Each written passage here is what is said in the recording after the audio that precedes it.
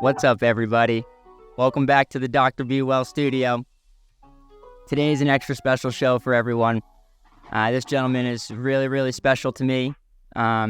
He's a pharmacist, just like me, and he's been a mentor, for me in my life, which has been absolutely huge. Through his 15-year, triumph, with substance use, he's been a vocal advocate for stigma reduction, evidence-based addiction treatment.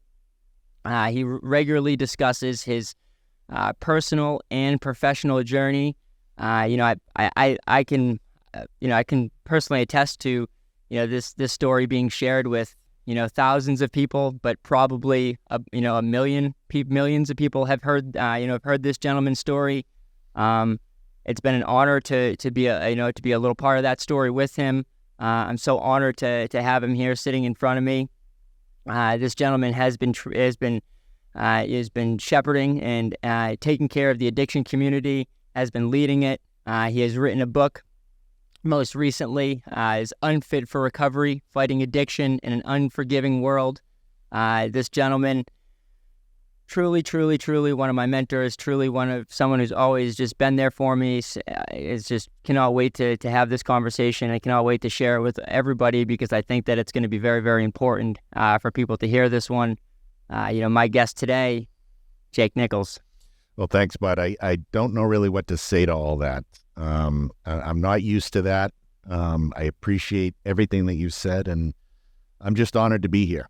And to chat with you and, to talk about all the things that you listed, but more so about your growth and your successes in navigating the pitfalls of life and, what we've learned from each other.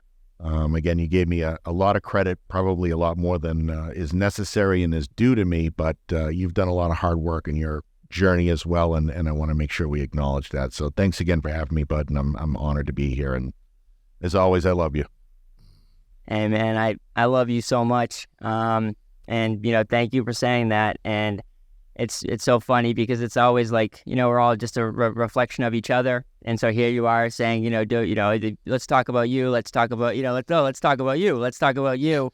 But just for the listeners, this is a story that I've been wanting to tell. And today isn't my story. We will have a full episode, talking about, how why I became who I am and why I am, this journey that I'm on. And I know I've mentioned it a few times, about addiction and about struggles and about mental health and about, about maybe not about dying, about not being here. I've mentioned that quite a bit on the show. So, we will, that story is going to be told. And, the coolest part about it is that I am here, and we're all here, and a person who, when I was really reaching out for help and didn't really know where to turn to, because I found this guy who I said, oh man, another pharmacist who struggled with some of the same stuff that I've struggled with, because I found it on Google and I hunted his email somehow, literally sent him an email, and he responded. And since then, we've had a 9-year friendship that has accumulated to us being here today, and that's it's a real honor to share the space with you. Yeah, thanks, bud. And that kind of hit me hard that it's been that long, but it truly has. And I came across some pictures. How you get those reminders of this day in history, and from your pictures that you've taken on your phone. And one popped up from us, years ago when we went to the American Pharmacists Association Addiction Institute out in Utah, which was around the time that we met. So it's been a while. And again, it's just been great to watch you grow, and but also to be able to continue to share my story. Because as we both find out, the more we share it, the more it resonates with people, and you realize that you are far from alone in your struggles. Yeah, exactly. And that's the biggest thing is, like, that's what I'm hoping to do, is that we're all struggling in different ways and with different things, and if we can help, you obviously helped me by sharing your story with me, and that's what I'm trying to do, is share everyone's story, share my own story, and it's the memories that we have are incredible based on, like just that. I mean, we're gonna get into all this. So we'll get to that point where we right where we got into the Addiction Institute, so which was really, really cool. It's a beautiful school. If anybody, any pharmacist or any healthcare professional ever has the opportunity to attend, please do. It's really incredible. It's super informative. Tons of people who are studying the space, tons of people who are, have been personally afflicted. Just really, really great, progression of medicine. And I think that it's going to, as I see where the world is going and the treatment that's going to be needed, it's going to become even in a more important and more, popular spot to be. So let's get right into it though. So let's just, give us a story on just, I know you've told it literally a million times. And there's tons of content out there on Jake's story. So we will post a ton of that in the show notes, so you guys can kind of get deep into it. But, just, tell us a little bit about you, about your triumph. Yeah. I have struggles with addiction. I want to call it struggles, but it's like, triumphing over it right now and, creating a relationship with it and creating balance with it. Yeah. I mean, that all kind of captures what it is, Steve. It's a journey. It's a continuous journey. It's one that never ends. It's a disease that you have that doesn't go away. That's very deep rooted. With mine, and to be clear, I'm coming up on 13 years of recovery. And, it's still a perpetual reflection process in learning how you kind of got to where you are. And there's a lot of research out there. Well, our folks are familiar with this, but, a lot of this is rooted in family dynamics. A lot of it's rooted in trauma. I don't have any distinct traumas. I grew up in an incredible family. I do have an incredible family, very supportive, very loving, very large, very caring family. But there was genetic issues, a lot of behavioral health, a lot of addiction deep in our family, and they were topics that just weren't discussed. And, having that genetic predisposition and also having a personality where I didn't have a lot of fears and experimenting with different substances, just created this recipe that developed a full-blown addiction that started really early in my career. The seeds were kind of planted very early with, experimentation, early in my high school years with cannabis, with alcohol, with nicotine. And then when I got to pharmacy school, my eyes were open to these things called controlled substances, that were behind this locked cabinet door in the pharmacy, and only the pharmacist could go in there and open that door and count these pills and put them in the bottle. It was the curiosity as to what these could possibly do, really started to get to me. And like many, I was introduced not so much from stealing from places that I work, but from, people in school, in college, using these substances as almost performance enhancers. Yeah. Especially when it came time to studying. So things like Ritalin and Adderall and that type of stuff were just passed out like M&Ms. And everybody was doing it. And I was no different. And, there were people that were snorting it very early on. And of course, I wasn't going to do that. I wasn't going to put anything up my nose or put a needle in my arm. Of course not. Only junkies do that, right? Right. And, but you probably didn't, but you had when you say that you had no inkling of addiction or anything. Like at this point, we're talking him and everyone is literally just taking Adderall and taking Ritalin, and we're all passing it around the library. At okay. Of course it's okay. It'll be fine. Yeah, this helps me so I can spend more time with my friends, so then I not have to go to classes much. And I had worked with other pharmacists and had other pharmacists in my social circle that told me they did it back in the 60s and the 70s when they were in pharmacy school. So, this. So the leader, the people who you were looking up to are also saying, that's fine. We all did that. Everybody did. No big I'll deal. do it. And, obviously hindsight's 20/20, but my reaction to taking those substances was very different than other people. It was regular. It became very regular very quickly. Whereas, it starts with studying, then it progresses to anytime you got to do a project, anytime you got to clean your house, anytime you go to a party, somebody had access to this stuff. It was always around. I mean, no secret. I mean, you're working in a pharmacy. You're going to pharmacy school, and everybody's working in pharmacies, and some people have prescriptions for it. So, it started with those types of medications. It progressed very quickly to opioids. People were passing out Percocets and Vicodins on top of this stuff. And again, for me, it really accelerated very, very quickly to the point where I was using these substances on a regular basis. And it got to the point where my body just couldn't function. I would shut down and basically just stay in bed for weeks at a time. And the interesting thing about that part of my life is, I'm living at home. I'm commuting into school. I'm missing classes. A lot of people are observing this. And by no means am I suggesting or pointing a finger at anybody that says you should have intervened here or you should have told me I should have known better. But it's just a very common thread you see with addiction. It's kind of, the people around you have this inkling that something's going on, but they're almost probably subconsciously fearful to dig into it because then they're going to find out how bad it really might be and have to deal with it. Yeah. And again, that's no different today, but those patterns were very clear that I reacted very differently to substances than my friends did and other people around me.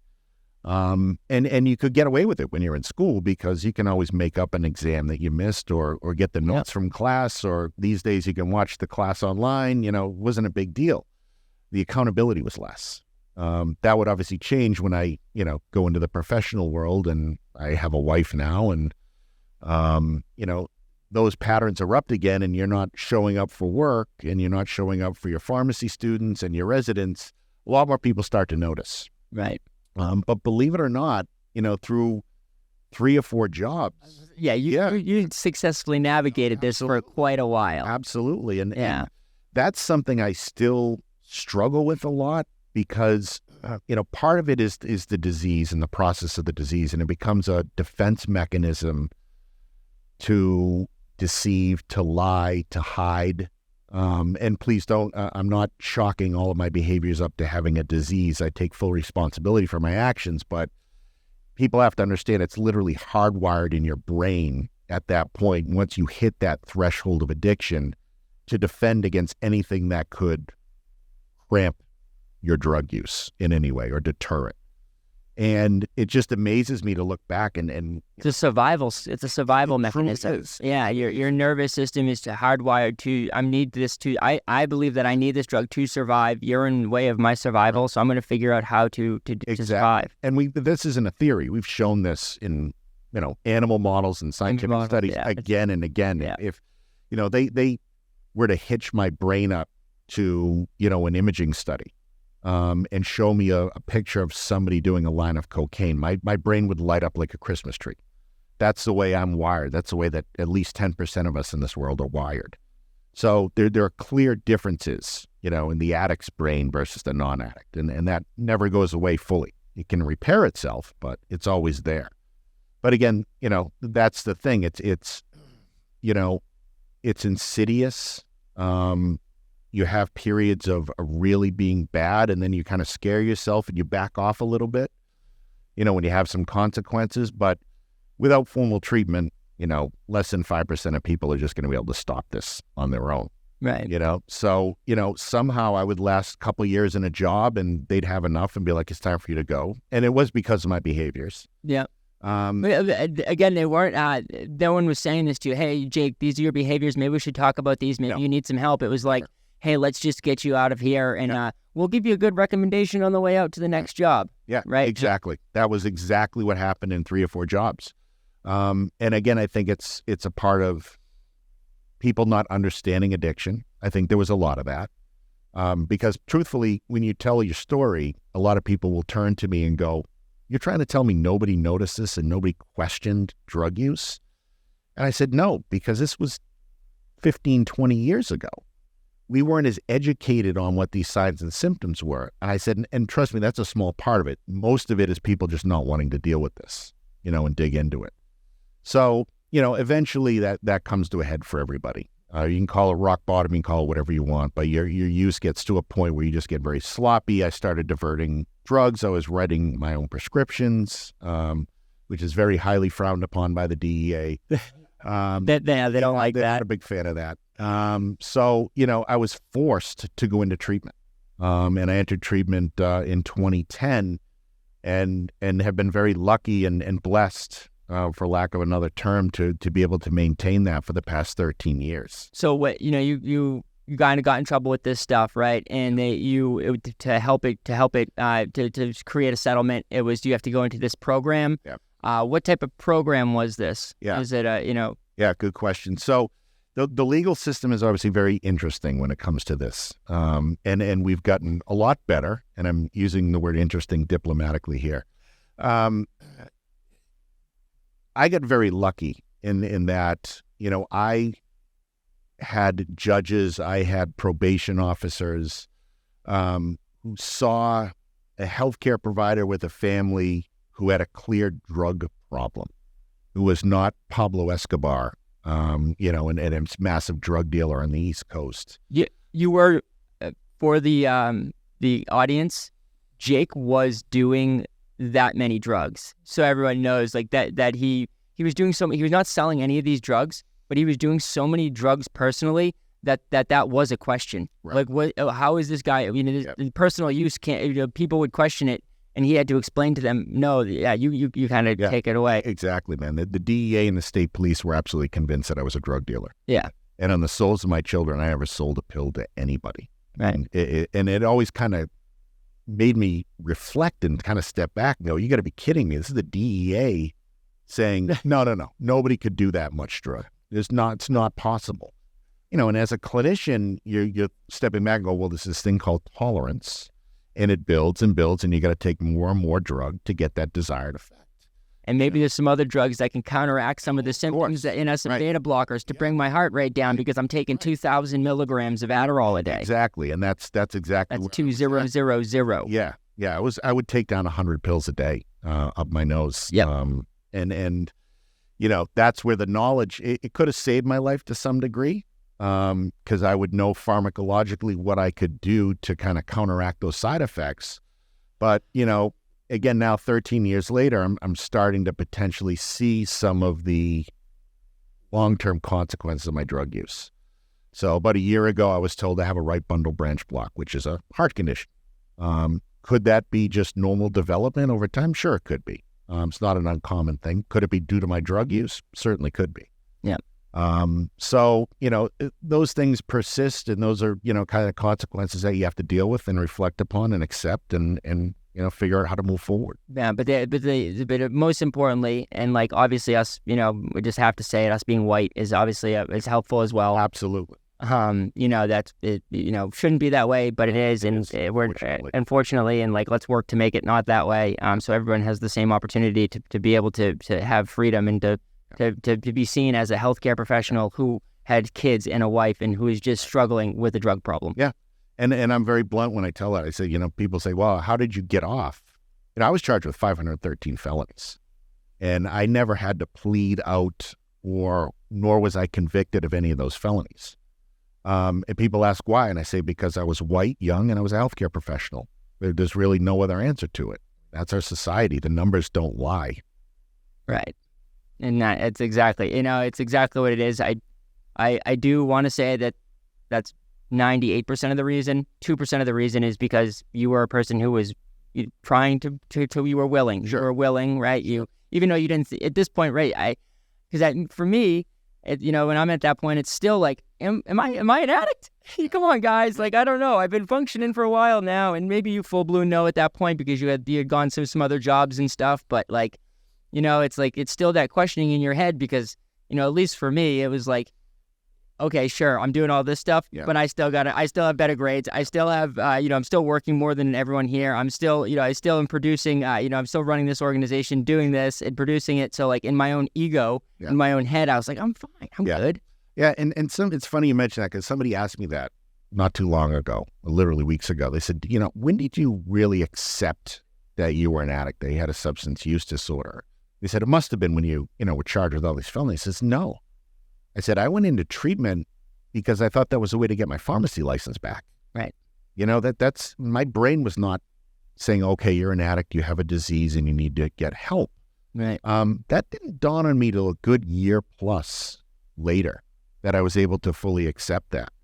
But I think part of me acquiesced to the fact that I have to take these steps in order to get my life back together. So I think there was a little bit of a mix for me in there. Yep. But my clear motivation at the beginning, being absolutely honest, was, I got to get my pharmacy license back. So I got to commit to this treatment program and do what I need to do. Yep. Right. Yeah, maybe too. Maybe that is like the way of the brain kind of just like softening it for us. Like, hey, even though you got this big shit to deal with, let's just deal with it this way right now. Yeah, it's the angel and the devil on your shoulder. Yep. The devil always wins at that point until your brain is able to kind of reset itself a little bit. But there's always some rationale. It's like, oh, you got to do this, but right. You got it's always the rationale, right? Yep. Exactly. 100%. Now, but then, so you're in treatment, and so the program's kind of brutal, right? Like it's these programs are not these programs, ladies and gentlemen, they're not actually intended for people to be well. They're not intended. Punitive.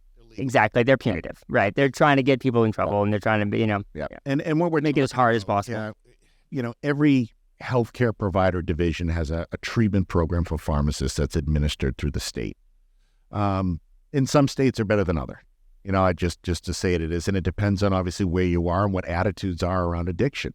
At that time in 2010, it was a very punitive, very strict, structured program, which I just immediately just hated. I despised it and felt that I was being put through something that was unnecessary and punishing. I look back on it now and there were strict benefits that I got from it. I needed that structure. I needed that accountability. I think we could have done it better, and we do it better now. It's more of a therapeutic program than it is a legal program. I mean, we still talk about the fact that, pharmacists sign contracts to go to treatment. Yeah. And it's like a contract is a legal document. And I understand it has to be, from a licensing standpoint. And let me be clear, I don't envy boards of pharmacy, boards of medicine, boards of nursing, and having to determine or make a decision on when somebody is suitable to go back to work. Yeah, it's really challenging. It's very challenging. You got to protect the public. Exactly, and that's their number one job. So I don't really have any animosity towards those groups. I just, sometimes some of these boards are populated with certain individuals that have, personal experiences with addiction, which obviously aren't very positive, and they reflect those back on the licensees. Yeah, it's not the groups as a whole. Like, the boards of pharmacy as an institution is actually a really awesome thing that's there to protect the public. But sometimes when you get certain people in there from certain places or, whatever, they just have their own agenda or they have their certain beliefs, and that can be really challenging to overcome. So, it was a very structured treatment program. Like I said, it was a 5-year deal. And there's science behind that. We basically adopted that years ago because evidence started to come out and said it takes about 5 years for the brain to kind of repair itself after you've stopped using substances. And so everybody seemed to have adopted that, from lawyers to healthcare providers and so forth. And I had to attend at least 4 12-step meetings a week, so AA or NA. Had to see a counselor or a therapist for at least 2 years. Had to go to a professional support group meeting once a week with other recovering healthcare providers. And then the caveat was every day we had to check into a system, either online or call, and we were randomly selected for urine drug screens once or twice a month. And it was very strict. If for any reason you couldn't go or couldn't make it, it was considered a relapse, and you basically had to start the clock over. This is the punitive part of it right here. There was no leeway with this portion. So the other part that you mentioned, the treatment, getting together with peers, we call that a giddy up. But the portion that they were they were contracted with certain testing facilities that you could only go to. Correct. And we know what that's about. Yep. Money. Always. Yep. So, having to come into these places, and if you missed a test, I remember being in Utah with Jake. We're in this with all, literally we're in the best place for any addict to be in, recovering with all the other healthcare professionals in the beautiful mountains of Utah. Could not, the hair on my arm is standing up just thinking about being in this space. And Jake comes up to me and goes, "Hey dude, I got called. I got to go in." So that, he had to go spend the next 5 hours finding some bullshit, whatever where there's a Quest lab somewhere. That's a real thing that people have to deal with. It's, I can't imagine. That was just spending, Utah. Now I imagine you having to deal with that when you're with your kids and with your, with your family. And There should have been a better way. I mean, testing is not the way to, punitive is not the answer to help. Even if a person does relapse and they do have, an instance, guess what? They just put together some fucking days. So let's celebrate that. Let's get them right back on track. Let's figure this. I get within the licensing system, you have to be a little bit more strict, and people can't, go off the rails too much in that, but testing, it should have been like it was. Well, and a lot of that was systemic at the time. It wasn't just these boards and these healthcare provider programs, but in the addiction field, which I started working in right when I went into treatment, we had only one objective way of monitoring somebody's disease, right or wrong, and that was the drug screen. So it was, you either do or you don't have drugs in your urine, and if you do, then you've relapsed. Yeah, you're failing. You're failing. Exactly. You're failing. Better word. You're failing. So we need to do something different, which again isn't a bad therapeutic marker, but it is, to your point, not the be all end all. We've gotten a lot better in the field at recognizing that. Yeah, that's the thing that when I got into this, I kind of, was seeing the model that everyone was using and thought, okay, this is fine. I can be a part of this for a little while. And then when I started to find some recovery on my own, I said, okay, giddy up. I'm hoping it's not going to stay like this forever. And I thought that we were like, 20 years away from some of this stuff, but we're not. It's here now. So it's like the fact that you tell me this, it is actually a giddy up, because it is moving forward. And the fact that the addiction community can already talk about a lot of the stuff that is being talked about, it's like, this is amazing. And this is awesome that it's happening this quickly. And it's super exciting. Just getting back into that, like, you're in the testing and you go through that and like, getting through that, like you help other healthcare professionals kind of go through that. I've had other people who I know have gone through the same program and been successful. And so it has gotten better. So that's a good thing. Definitely. Yeah. It's, the first step that we took, and speaking just to Massachusetts, because there are other states that have kind of adopted this model. We pulled it out of the Board of Pharmacy.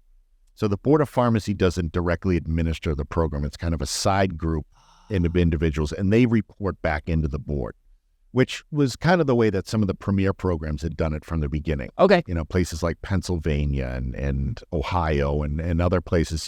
Places that you wouldn't necessarily think are at the forefront of it. But they had programs very early on, and they recognized that allowing the board to administer the program put the board in a really tough position.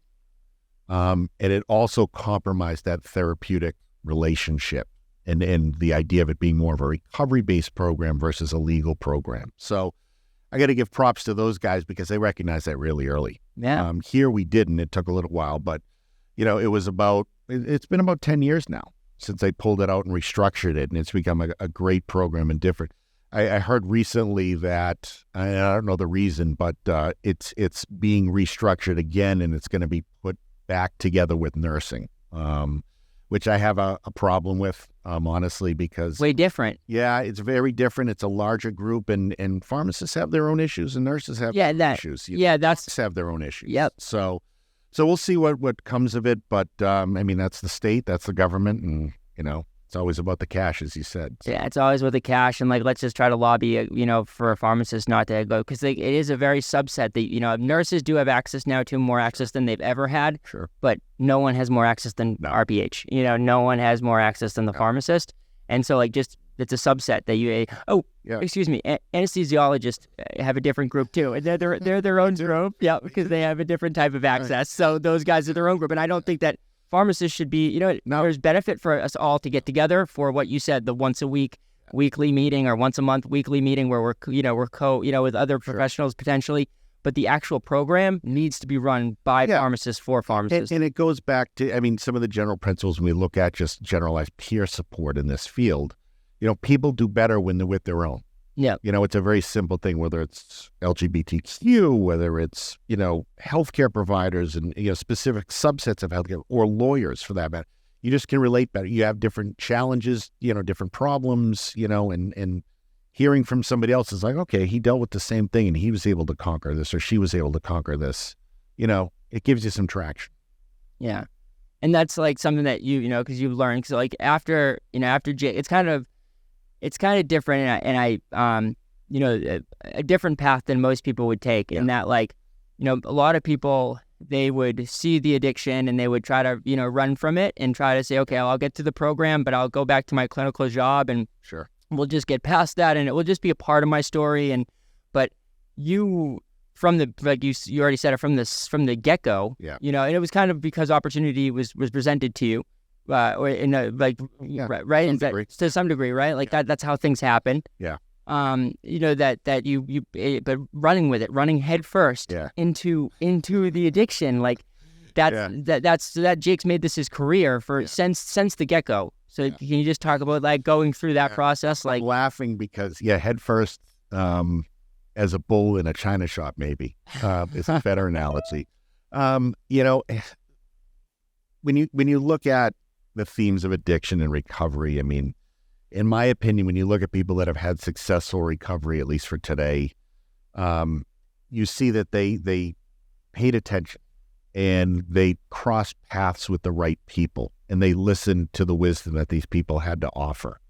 And they, to our point, acquiesced to the fact that I need help and I need support to do this. There were really two things that kind of pushed me in that direction.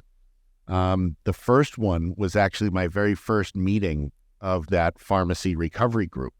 We used to have these quarterly meetings we'd all have to go to, and we'd have to go to this place in Canton, Massachusetts, and sit in this old government building, and I didn't know what to expect.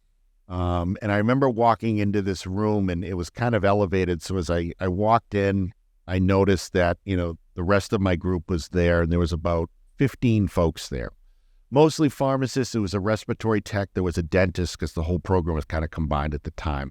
And everybody kind of had their heads down on the desk and were really like sunken shoulders and looking down. And I was just kind of like, well, what is this? Again, no idea what to expect. And the supervisory board, or whatever they call it, advisory board, they open up and I guess the structure of this meeting required us to each go around and say how we were doing in our recovery. And I was on the other end of the table. They started at the other end. And as each of these guys went around, everything was negative. Everything was, my life fucking sucks, and goddamn the board, and these pieces of shit making me go through this, and my wife doesn't want anything to do with me, and my husband doesn't want anything to do with me, and, I'm delivering pizzas just to be able to pay my mortgage. And I'm hearing all this, and I'm in the midst of all that too. I destroyed my finances. My marriage was on the rocks, facing 500 plus felonies. And, I felt like the world was going to end too, but I wasn't going to wallow in that, and when it got to me, it was a realization that I can either choose to move forward here, or I can fall in line with this group, and let this, what we call toxic shame, take me over and paralyze me to some degree. And it was just a matter of reflection. And it was like, I'm not going to live that way. I'm not going to do that. And I'm going to move forward. I'm going to do what I need to do to fix this, and do my best to ensure that my kids never know who that person was. That was the first start.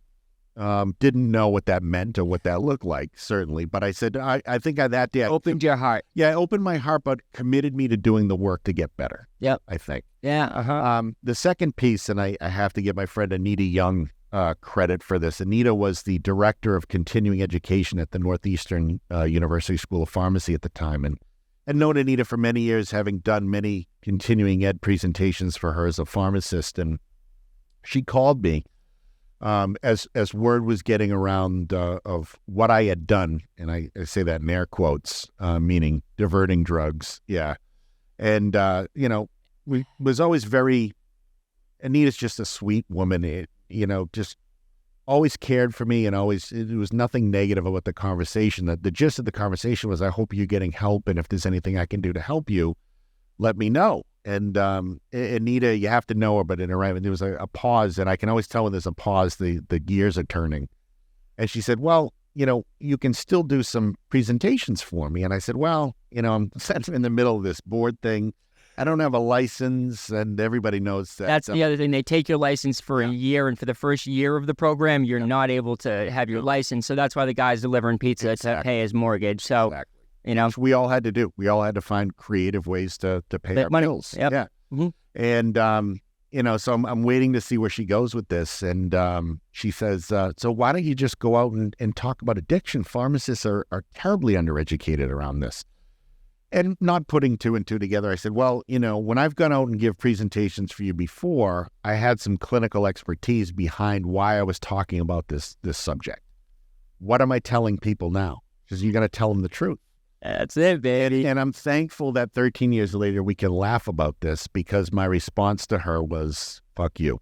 Yep. And pardon my language, but that it was what it was. And my response was based on my gut reaction interpretation that she was suggesting I stand up in front of my peers and admit that I'm a drug addict. And I said, I'm not going to do that. And I immediately got a text from her after that. And she says, I understand. I just want you to think about it. And I said, okay, all right.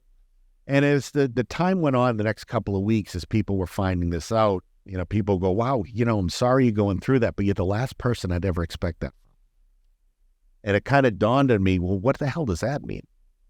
And, it also caused me to step back and go, well, I have a stereotype of what addiction is. And it's not me. So maybe everybody else does too. And maybe I need to put a different face on that.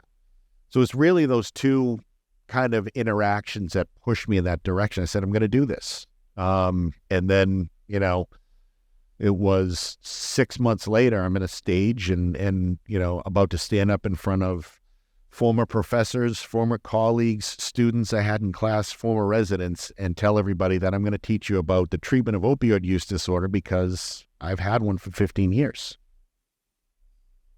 Yeah, man, that's the power right there. And that's why, your commitment that you made to yourself in that room, to go forward on this, to make it, about yourself, but bigger than yourself. And then to just be honest, just to be honest about it, even right now. And this is a story that I've heard before. This is someone who has helped connect Jake and I as well. It's funny. It's like, we met. I knew Anita from beforehand, but then Anita realized that you and I knew each other, and she was just like, that's what really connected Anita and I, and the three of us, and Anita is so great. I haven't talked to her in quite a long time, but I hope that she is so well and so incredible. I was very happy and still a huge advocate.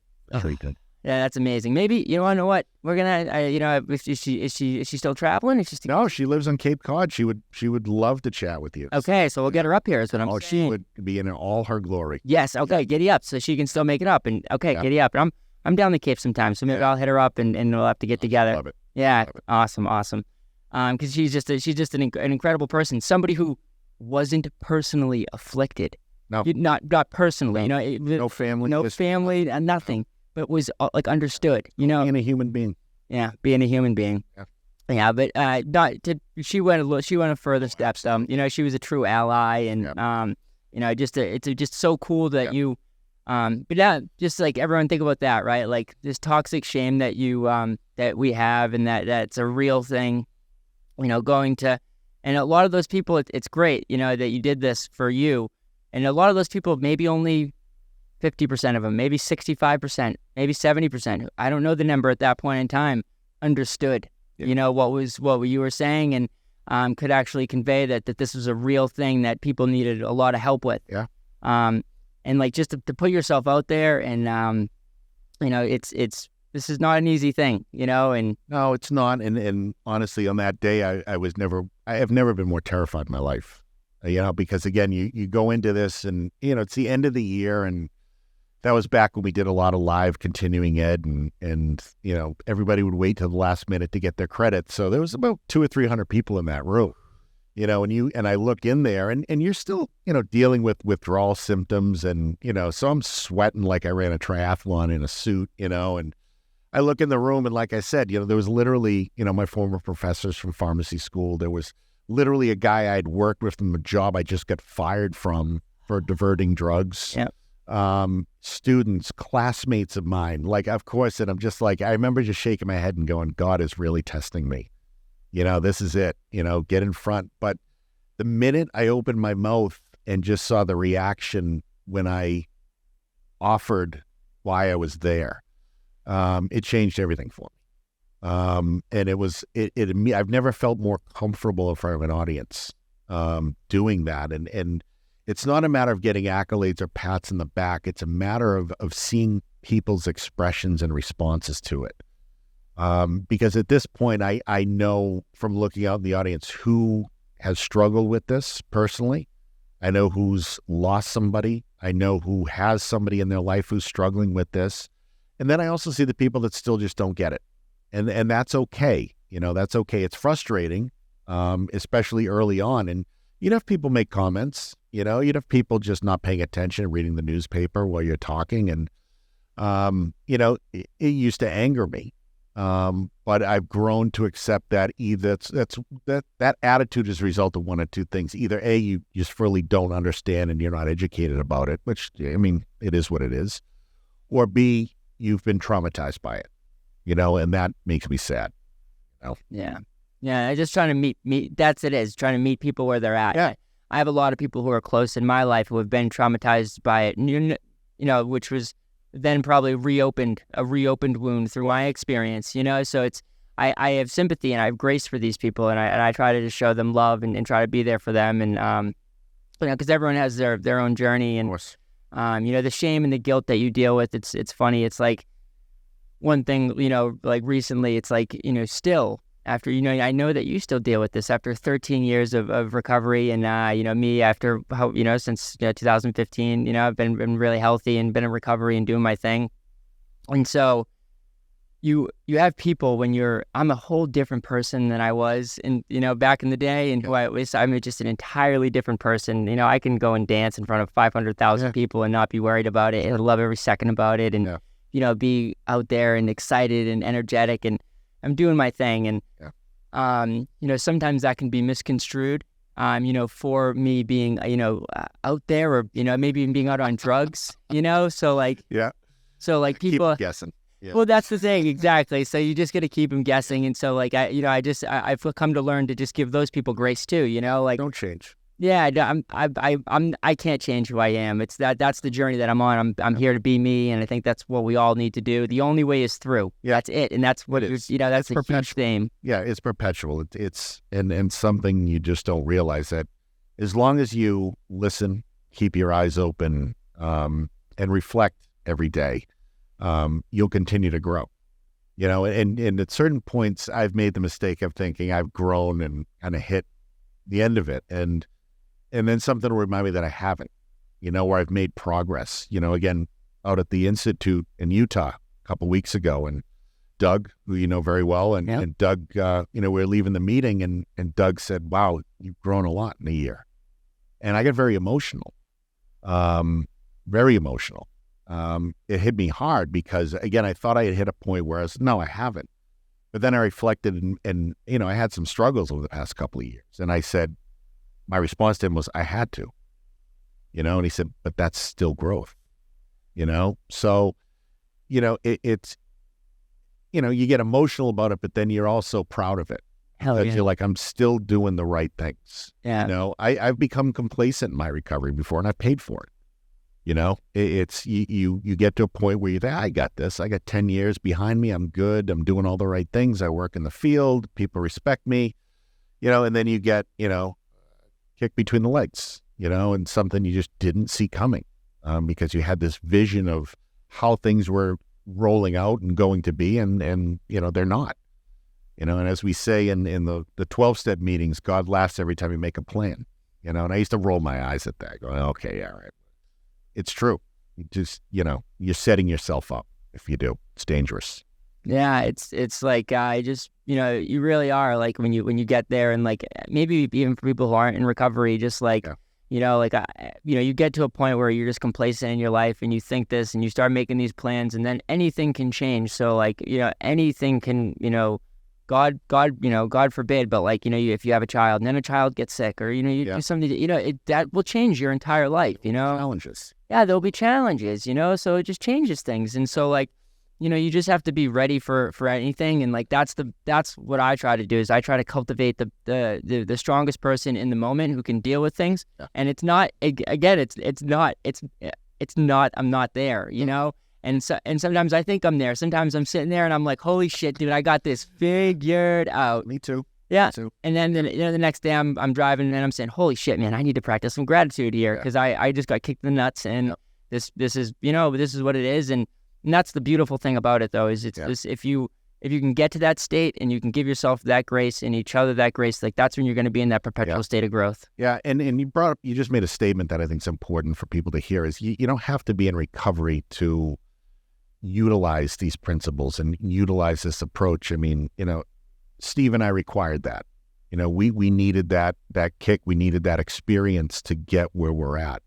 But, there are a lot of people I've heard say, you don't need to have a problem with drugs or alcohol to live a 12-step life. And to be clear, I'm not a diehard 12-step guy. You're not going to see a one day at a time bumper sticker on my car.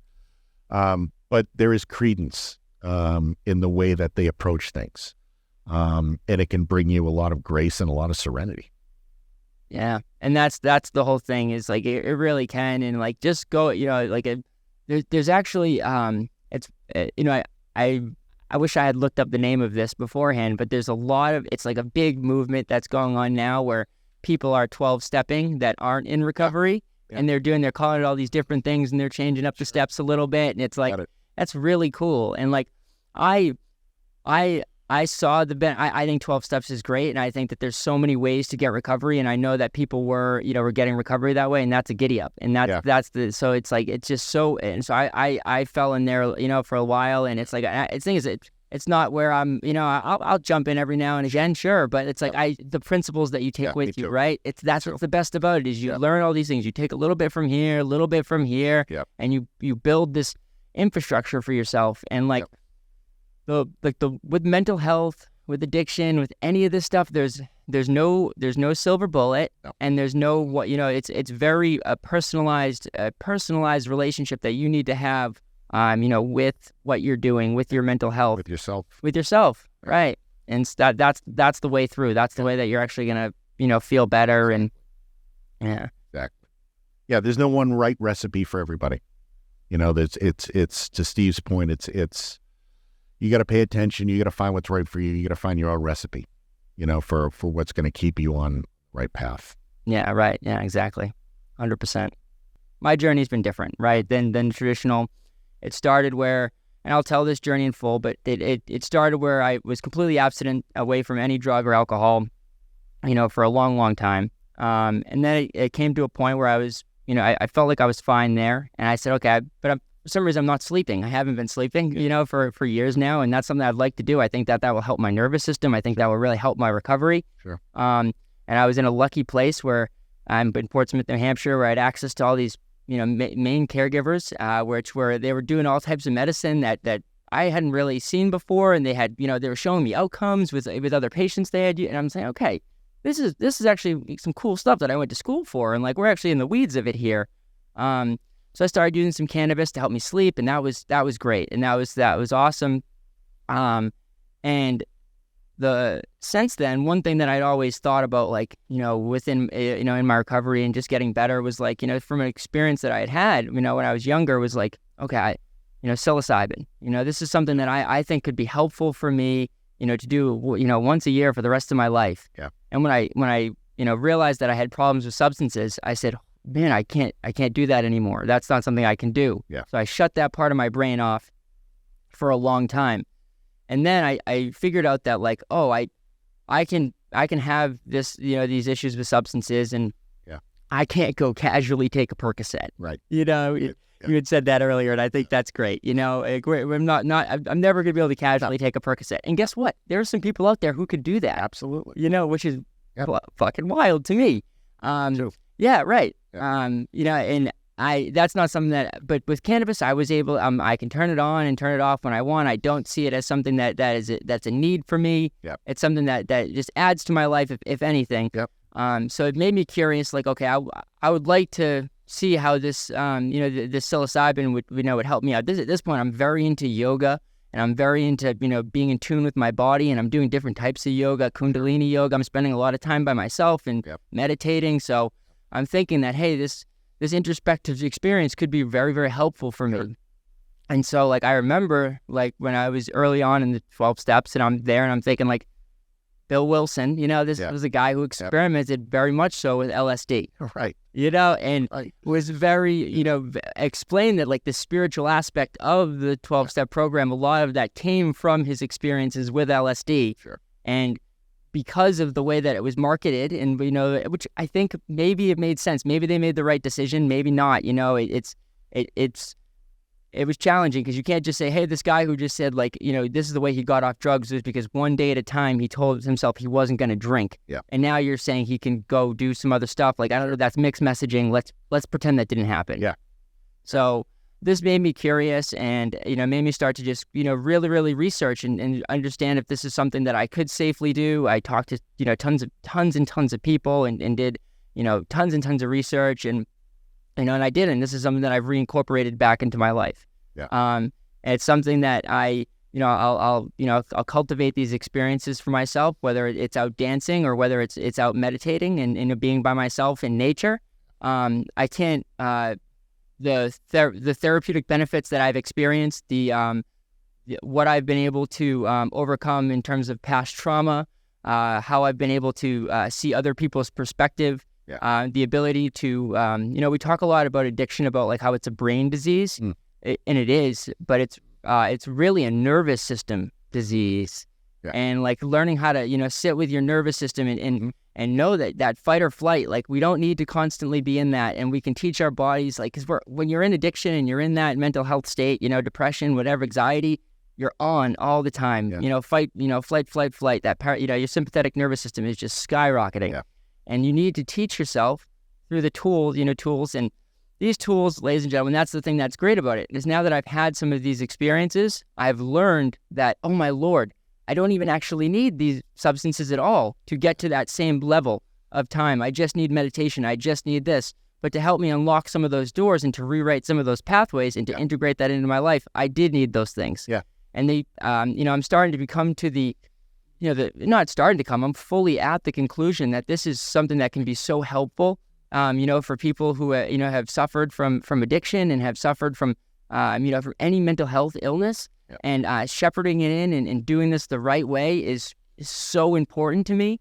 And I want more people to understand that it's safe. Yeah. And that it can be really safe and it can be really beneficial. There are risks, just like with anything else. Of course. But overall, this is a very, very safe medicine that we've been using for thousands of years. And it's not just psilocybin. I think if there's, ibogaine. Ibogaine is like, ibogaine is something that is legal in Mexico. It's legal in New Zealand. Yep. There are tons of clinical studies out there, tons of clinical research that proves that this is helpful with immediate opiate withdrawal symptoms and then also decreasing cravings, up to a year afterwards from one session. Yeah. So, all these things, they just had a bill yesterday that they put forth in Massachusetts. So in Maine, we've been working on it. We've been working on it up here in Maine for some time. And, LD 1914, that's a giddy up. We're going to get that passed. But in Massachusetts, they just put forth a couple of bills that were, that basically will allow, individuals, this will be the most free laxing, law that would be passed to get people access to mushrooms and other psychedelics, plant-grown psychedelics, and like ibogaine, like psilocybin, like mescaline. Yeah. And so I'm just, coming from your background, I know that there for a long time it was the abstinence-only model. Sure. That was it. Sure. That's it. You have to be abstinent from all drugs and alcohol, and it's just, I've come to a point in my life where first of all, I think that I know that if I wanted to have a drink or two or what, I could easily and not do that. Yep. But I also figured out through these experiences and through the person that I've become that I never liked drinking. Yeah. And it's never something that I ever wanted to do. So I don't do it. Yeah. But that doesn't mean that I might not take some cannabis, or I might not engage in some, a ceremony with some psilocybin or some ayahuasca. So I'm just, as somebody who's, my mentor and someone who's so well versed in the space, I just am, I'm just curious about your take on it all. Yeah. Well, your producer just mentioned we only have about 40 minutes left, so we could talk about this for a day. And then the reason I say that, obviously being a little bit joking there, but this is one of the hottest topics in behavioral health and addiction medicine right now. And as you mentioned, we're starting to see real clinical information start to trickle out, suggesting that there are some potential long-term benefits, even short-term benefits, as you said, of a lot of those treatments that you kind of listed. And the first thing I'll say before I kind of get into this is one of the biggest struggles for me working in this field is actually being in recovery. And because as a clinician, we're trained a certain way, right? Pharmacists, a lot of people don't know, but pharmacists, especially doctors of pharmacy, have a lot of extra training on how to search, retrieve, and interpret and evaluate literature that's being published. And we were always taught, as physicians are, that unless it was a randomized, placebo-controlled trial in thousands of patients that was multi-centered, sometimes even international, that the results are not valid. And as I've continued to work in this field, in addiction specifically, but over the overlap into behavioral health, I've really accepted the fact that that's not necessarily the gold standard. And where it started for me was when I started hearing a lot of stories from veterans, early on when I started working in this field, who were using cannabis to help them sleep, that had PTSD and had these horrific nightmares that none of us can possibly begin to imagine unless we've been there. And they were telling me it was the only thing that works. And then you get other people in our field, especially some of the major, professional organizations say there's no evidence. There's no evidence. And my argument is, if a Vietnam veteran or an Afghanistan or Iraq veteran is telling me that this is the only thing that helps them, that allows them to function and get some night's rest, who am I to question that? And it's not affecting their functioning. They're working, they're doing well, they're healthy, they're engaged in their relationships, meaning they don't meet the criteria for a substance use disorder. Why are we spending time and energy debating this? And again, that happened early on for me, and I kind of started to change my opinions around this, especially as it related to cannabis. There was also a part of me that said we need to pick and choose our battles. The fact that, groups like DEA were spending inordinate amounts of time investigating and ultimately our government prosecuting cases for cannabis, to me, just seemed absolutely ridiculous. Especially when there's fentanyl out there. Exactly my point. Pick and choose your battles. Right. Let's focus on the cartels, the true evil in this whole equation. And as the, psychedelics came on, you could see I hesitated to even use that term because I'm very careful with language because, especially in the addiction field, everything is weighted. Everything carries stigma. People say psychedelics, they think LSD experiments and the 60s and the Beatles and there's a tone to that I don't think is reflective of what we see today. And to your point, Steve, is people started going to Mexico and using Ibogaine because they weren't able to get through withdrawals or able to maintain any traction in their recovery, and were desperate and tried some of these things that for whatever reason worked. Again, who are we to question that? Then I'm really glad that we got a lot of focus on this class of agents because it allowed some companies to form and some formal research to start. We're still very early in the process, but I think there's a tremendous amount of promise. And as I started looking more into this, it wasn't just a matter of these agents allowing you to have a spiritual experience where you could reflect on some of those traumas, like you said, or see people's points of views that you may not necessarily been able to see before. There are actual pharmacologic processes that happen in terms of rewiring the brain to be able to be more resilient as it relates to anxiety, as it relates to substance use. So there's biology behind this. So I'm very encouraged, and again, I go back to stories I hear. And this isn't 5 or 6 or 1 or 2 handfuls. This is hundreds, thousands of people that are telling us that these things work. They work for them. And, you look at the side effect profiles, especially compared to some other drugs that are FDA approved. I mean, you have to start saying, okay, where, again, pick and choose. Where do we want to go here? As we mentioned, and as you kind of highlighted really well, when it comes to recovery, everybody's going to find their own recipe.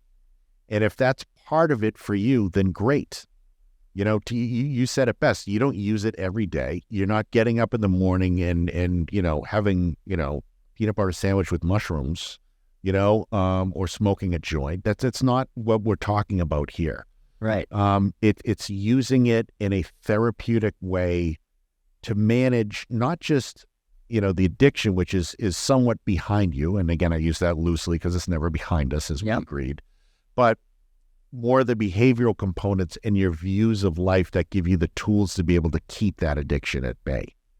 And I really think my personal feeling, and as I kind of close out my initial comments on the topic, is when we're talking about the effects of these substances on addiction, I firmly believe it's their effects on the peripheral behavioral health issues that really have the effect on the addiction ultimately, if that makes sense. Yes. Because so many people have these comorbid behavioral health issues that it's very difficult to tease out very early on. Is this the substance? Is this the addiction? Or is this a true behavioral health issue? And being able to integrate some of these substances in and kind of separate and untangle those two could be really helpful in the long term. So I'm really encouraged. Yeah. And I'm so encouraged to hear you say that, because I think that you hit on a lot of the stuff that's so great. There is biology behind this. You are seeing stuff that, and it's about this personal relationship that you can develop with these substances, so that you can,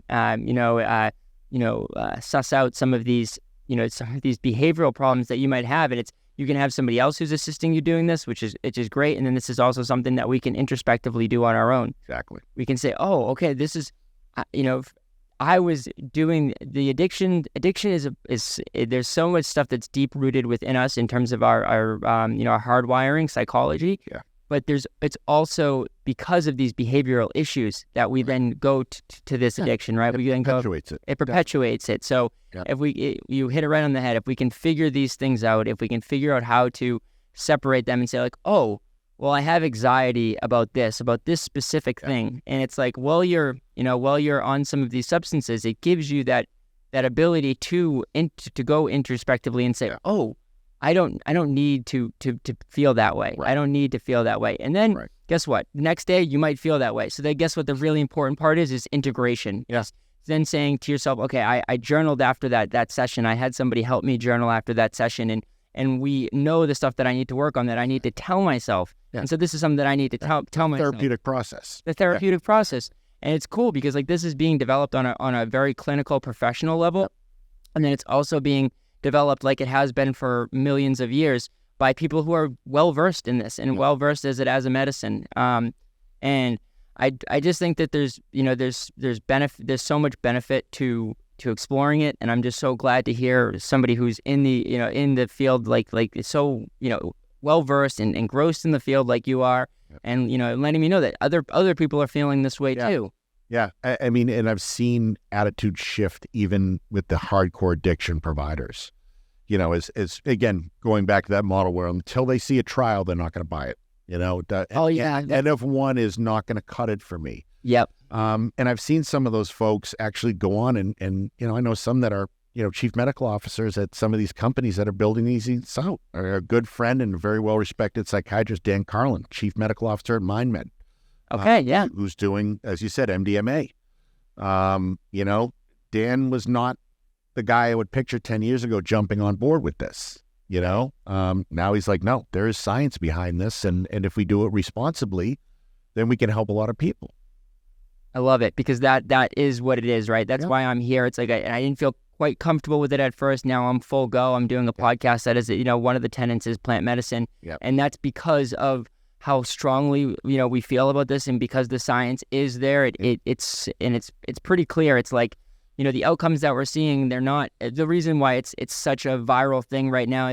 They're not like the outcomes that we usually see. No. And they're wow, these are incredible. We're normally with an SSRI, we'll see like SSRI, SNRI, your Zoloft, you're going to see like a 3 to 4% reduction in end outcomes. If you're lucky. And that's at the best possible. Yep. It'll take it 2 to 3 months to get there too. It takes 2 to 3 months, yeah.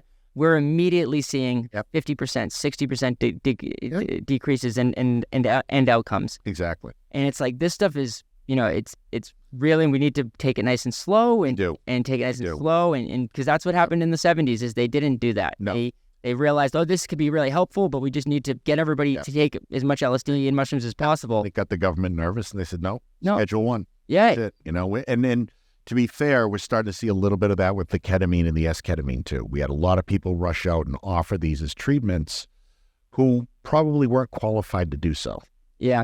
Non-psychiatrists, people that didn't, just saw dollar signs. Yep. And some of that's starting to get reined in now. So again, it's happened before, as you know. We have other people ruin it for us, as you kind of just outlined. I really hope that that's not the case. Yeah, I'm not going to let it be the case. Yeah, and we can't let it be the case because it's too important to society right now. For us, there's too much trauma. There's too much healing that needs to be done. So we can't let it be the case.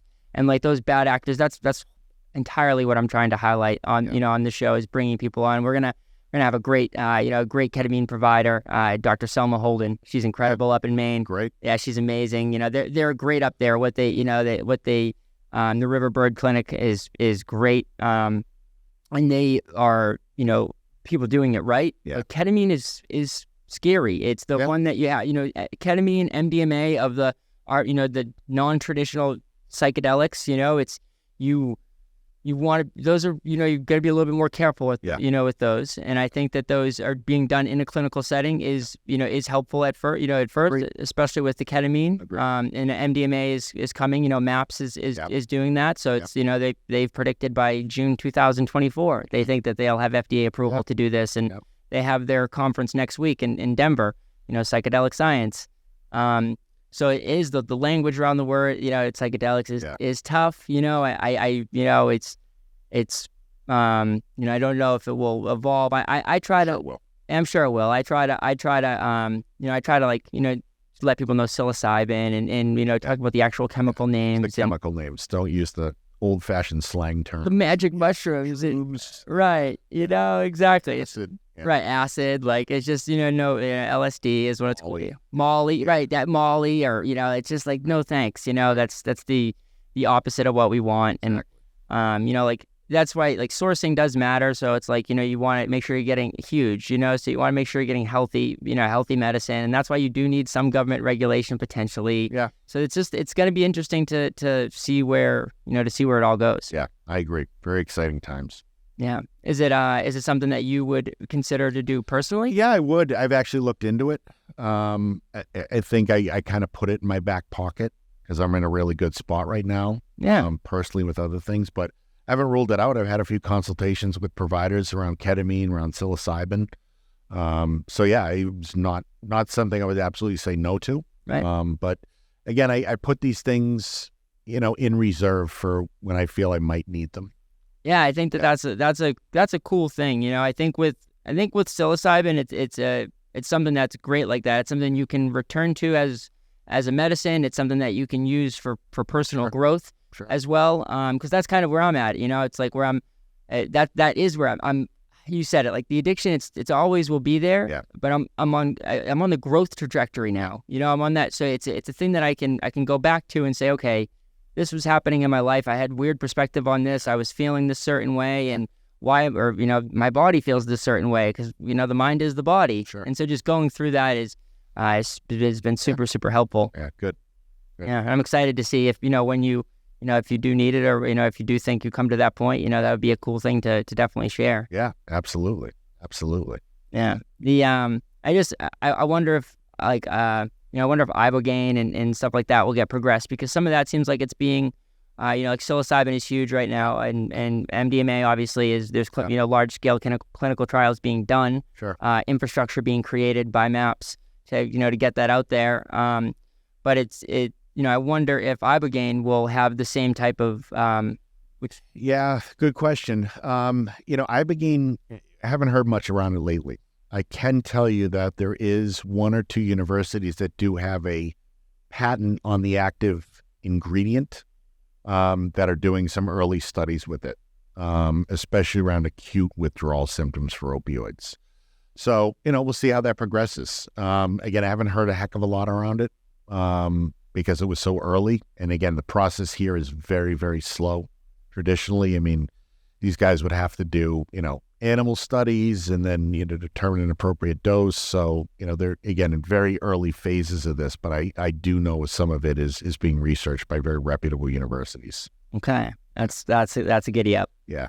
The, one thing I do want to circle back on, because I think that this was so great and I wanted to jump right in, but I wanted to let you finish, of course, is we were taught in school that the only way that medicine is true is through large-scale randomized controlled trials. Yeah. And like you said, national is good, but international is even better. Yeah. And it's like, this is not necessarily always the way. I think it's almost counterintuitive to some stuff that we're doing. I know I have, a couple of friends who now are big time in pharma and directors of clinical research, and the way that we're doing a lot of these, we know, of course, a company that's investing billions of dollars, millions of dollars into, an outcome, they want it to happen. Yeah. So they're so specific about, getting these outcomes to happen and about selecting the right sites and all this. And so it's like the medicine is happening, but they're very, very controlled, and there's a lot more bias than we're actually accounting for. And that people realize. It's an old, antiquated model that is easily manipulated. And again, this is no secret. Trials are constructed in such a way to enhance the likelihood of a positive outcome. And at times when we don't see those positive outcomes, they can be suppressed. There's no requirement that says you have to publish something. We saw, I read something yesterday about, and again, not taking a shot at ketamine or esketamine, but there was some data uncovered that a lot of the adverse events weren't reported, and again, that's not specific to those products. It happens we saw this with SSRIs, for years, I remember, being in pharmacy school when Prozac was released and the growth of a drug like Prozac, which, revolutionized depression treatment, but we also didn't talk about the placebo effect. And we also didn't talk about potential suicidality in kids that are taking these. And again, it's just this convenient way that pharma companies have of determining what their own trials are going to look like. Oxycontin got to market. And that's a whole other thing. Marketing around that was just obscene and disgusting. Right. So there are ways that, and again, it's all going back to this inherent model of how pharma conducts business. And I'm not bashing pharma. Is what I work for pharma. And they're not all bad, but they all do utilize a very outdated model that is to their benefit. Here's the system. You guys are a capitalistic society. Yeah. They're going to utilize it just like everyone's going to utilize it. It's the government's job, and it's our job to hold the government accountable to make sure that this stuff is being regulated. To your point, Steve, ultimately the government incentivizes you to utilize that model, right? The FDA tells you this is how you have to do it. And to be fair, I think we're going to see some changes in that. And I don't think it's necessarily because they realize or even want to recognize that model is outmoded and biased. I think it's technology. As we were talking about before the show, these AI platforms and these other, machine learning platforms that can literally do these in silico clinical trials in the matter of seconds to tell you what the outcome is, that's going to be more accurate than actually doing a trial in animals or even small human trials, is going to change all that. Yeah. And the FDA is looking at that right now. So that may help us in this realm as well, whereby we can input the data we have already, around these, again, psychedelics, and say, what are the outcomes? Yeah. And then what are the likely outcomes? What are the likely adverse events, and how do we prevent those? Yeah, and doing it in real time, where we're not spending 15 years gathering this data in phase 4. Exactly. Or, the other thing I'm seeing is that while they're developing these things, they're also developing biomarkers or tests that will tell you whether or not you're likely to respond. So I'll be like, okay, I want to personalize psilocybin, right, for my anxiety, Well, let me give you this blood test first. So you're 90% likely to have an improvement in your anxiety. So this would probably benefit you. Let's take a shot. And ultimately, we're hoping health plans will say, okay, then I'll pay for it. Yep. Yeah, because it does. It's wild, right? In this system, in the current system, it all comes down to reimbursement and getting it to pay for, think about this a lot. Like, we want everything to be regulated and we want it to be safe that way. Like with cannabis, with that, then the government should be able to do that. Right. But that's the cost on the other side of it, that we're having to pay. And so they should be able to meet those demands. They should be able to do that. I do get worried that, with current leadership, with any current leadership, not this president or the past president before that, is not very good. We need somebody who is willing to, you saying this stuff like machine learning and AI, me just thinking about the government trying to deal with this and realizing that changes need to be made. And when you have these lobbyists of the pharmaceutical companies who are smarter than them, who are, more, have better resources than them. So that's the goal. We need to get so that people can it's just not lost in this bullshit for years and years, and we're doing something that we don't need to do. Right. And which we might be absolutely the case. Yeah. We don't need to do these large scale testing. We don't need to do this as many. Let's get these drugs. Let's see what actually works. And also too, let's test all these drugs that we already have on the market. Let's put these through the AI, the AI learning, machine learning, and see about what their outcomes actually are. Yeah, and that's where we're moving. And again, I'm lucky to be involved with a couple of companies that are kind of doing that. And I think, so cool. To your point, we're going to have to demonstrate it. We're going to have to show a few times that this actually works. And then pharma will jump on board. Yeah, right. It's just like we see with in our own profession. If Walgreens is going to do it, CVS is going to do it at some point too. It doesn't matter what it is. Right. So it's just getting it shown the successful model and making sure, and it's money. And if they can save money in the end of the day, it might be long-term over 50 years, but these companies are going to be around for 50 years. So they need to make those type of decisions. Change their business models. They won't have a choice. Right. And that's things is if we can show the government, we can make the government, do that. That will be the ultimate giddy up. Yeah. I love it. More. Yeah. I love that you're working on that stuff. What's the current projection? What are you working on right now? What should people be looking out for? I got a few things going on. I'm, my current consulting company, Renovo Health, we're building out some technology to give folks support around evidence-based treatments for addiction. As we've talked about, there just isn't a lot out there to guide people, so people just aren't treating addiction. They just kind of pretend it's not there. Yeah, like for providers? For providers, yeah. Cool. Something that would be likely integrated into an electronic health record or, in an app that they can just kind of pull up and say, okay, this patient has an opioid use disorder and they have a stimulant or methamphetamine use disorder. What medications and what type of counseling do they need? Yep.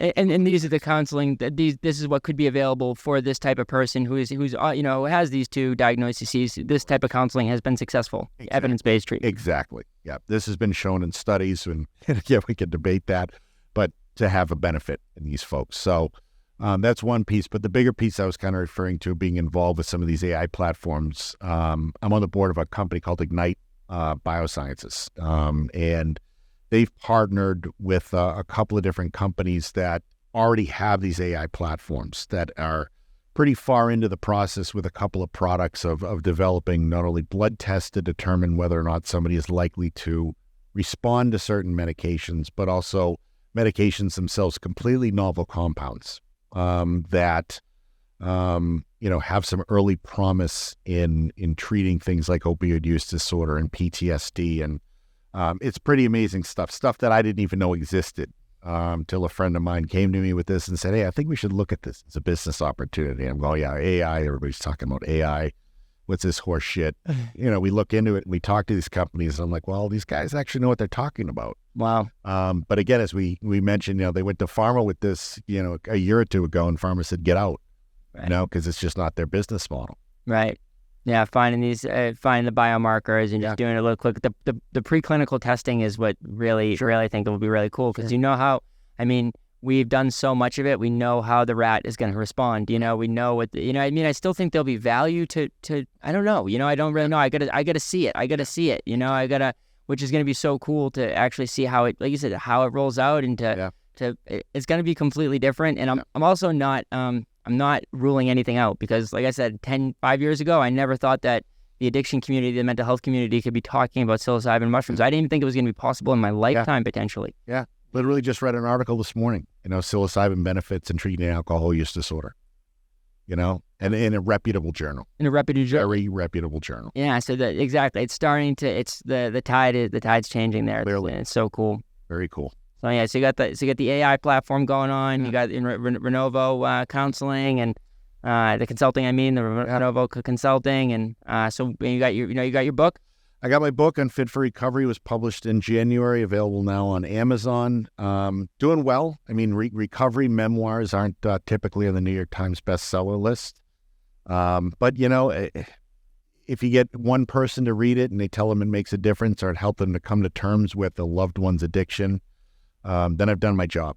I didn't write it to make money because I know it is very difficult to make money off of book sales, but I wrote it more for myself to kind of understand my journey, and again try to figure out how I got here, and most importantly how I'm able to stay on this path. Yeah, exactly, and that's what's great about it. And I already know, myself and talking to other people, that it is absolutely helping other people and sharing that story. So just continue to do that, because I will. Yeah, and two, you have such a great voice. We gotta get the audiobook out there. Working on it, man. Working on it. I didn't realize how much of a project it was. So. Oh, it's something, right? Yeah. This whole audio stuff. You think it's easy, and then the next thing you know, you're like, oh wait, I have to do all this other stuff too. I don't just set it up and exactly. So I'm going to be leaning on you heavily for that. Well, it. That's why I'm saying it, because we're gonna get it out there. The audiobook's gonna be gonna be dropping soon. Gonna be hearing some more of that voice. Is there a way that people could reach you if they want to? Yeah, absolutely. My email anytime is jake@renovo RENOVO.health. And you can also connect with me, Jake Nichols, at LinkedIn. Okay. So anytime, anything I can ever do to help anybody, my door is always open, and I will always get back to you. It may take me a day or two to respond, but I will get back to you. Yeah, guys, and he means it, because as we were saying, that's how this story started. This guy, I emailed him, and I was in probably the lowest place in my life, and he got back to me. I don't even think it took a day or two. He got back to me right away, and showed me a type of grace that I didn't know even it necessarily existed, for two strangers or people who before did not know each other, and what he provided for me, emotionally, mentally, and then physically, financially. There was a lot there. Gave me experiences. Allowed me to meet people. Carl Bowman, him and I text each other every morning. He texts me every single morning. Best. He's the absolute best. I love you so much, Carl. Since 2015, 2000, whenever that way, since that, still texting me every day that he loves me and to have a good day. And I've shared that practice with quite a few people. I do that now to other people. Learn. Yeah, it's just it's an amazing thing. I love to be here with you. I love to laugh with you. I love to cry with you. I love that we're here together, that we're growing. Brother. And man, I just appreciate you for showing me the way. Yeah, well, you did all the work, kid. So I just gave you a little bit of a nudge. That's all. Hey, man, and that's the giddy up. Us helping each other and being around. I can't wait to have you back on the show. You'll definitely be honored. Okay, well, we're definitely gonna have you back on, and we're gonna, we're really gonna, get this going. And anybody who's suffering out there with addiction, any mental health issues at all, you guys reach out. The Dr. BeeWell show is always here for you. Jake is here for you. I'm here for you. It's tough out there, and it's you don't have to go through it alone. And we got this. That really, that's what the giddy up is. That right there is doing it for each other. So thank you, Jake, so much for being here with me, man. Brother. I love you. Love you too, man. Giddy up. Love you guys. Thank you so much for being with us today. We'll see you next week. Giddy up.